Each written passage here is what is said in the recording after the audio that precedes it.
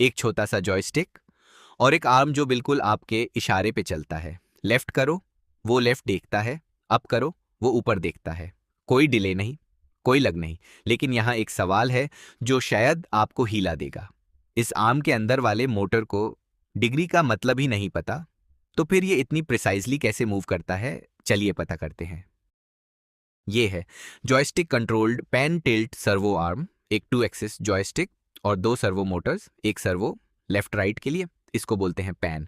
दूसरा up down के लिए, इसको बोलते हैं टिल्ट। दोनों कंबाइन और बन जाता है एक आर्म जो रियल टाइम में रिएक्ट करता है। बिल्ड भी सिंपल है, लेकिन जो मैकेनिज्म के अंदर चल रहा है वो जेन्युइनली क्यूरियस है।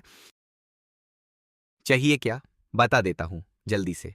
अर्डुइनो ऊनो, एक 2 axis joystick module, 2 SG90 micro servos, एक पंटिल्ड ब्रैकेट और ब्रेडबोर्ड, जंपर वायर्स। पूरी लिस्ट डिस्क्रिप्शन में पिन्नेड है। अब सीधा असली चीज पे आते हैं। वायरिंग भी सीधी है। जॉयस्टिक के 2 एक्सिस पिंस A0 और A1 में। बटन D2 में। दोनों सर्वो सिग्नल्स D9 और D10 में। और सबका पावर एक ही कॉमन रेल पे 5 वोल्ट और ग्राउंड। बस इतना ही। अब देखते हैं असली मैजिक कहाँ है।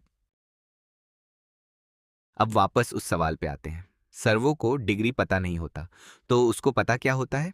बस एक चीज, एक इलेक्ट्रिकल पल्स जो हर 20 मिलीसेकंड्स में आता है, और उसकी पूरी लैंग्वेज बस इतनी सी है। वो पल्स कितनी देर हाई रहा? 1 मिलीसेकंड मतलब एक एक्सट्रीम पे जाओ, 2 मिलीसेकंड मतलब दूसरे एक्सट्रीम पे जाओ, 1.5 मिलीसेकंड मतलब सेंटर में आ जाओ। इतनी सी चीज, पूरा कंट्रोल इसी पे बेस्ड है। लेकिन असली ट्विस्ट अब आता है। सर्वो के अंदर सिर्फ मोटर नहीं है, एक दूसरा पोटेंशियोमीटर भी है उसी शाफ्ट पे। जैसे जैसे मोटर घूमता है, उस पोटेंशियोमीटर की रीडिंग बदलती है, और एक छोटा कंट्रोल चिप लगातार कंपेयर करता है दो चीजें। सिग्नल ने क्या बोला, मुझे कहाँ होना चाहिए, मेरा अपना पोटेंशियोमीटर क्या कह रहा है, मैं अभी कहाँ हूं।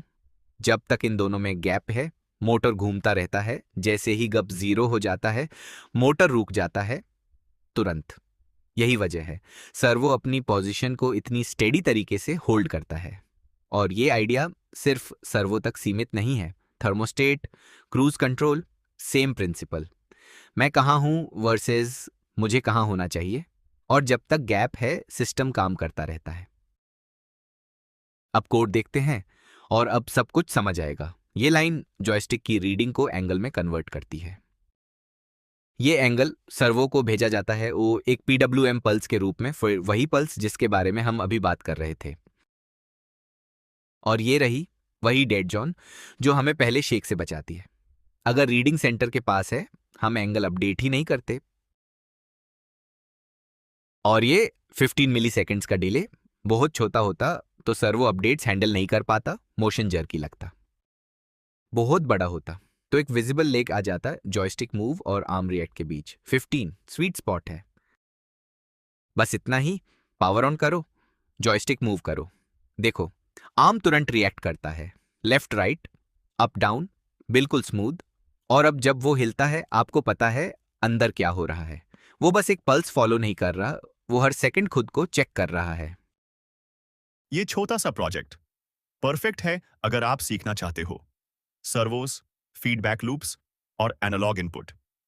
अगला स्टेप, इस आर्म पे कैमरा या लेजर माउंट करो और बन जाएगा एक ट्रैकिंग सिस्टम।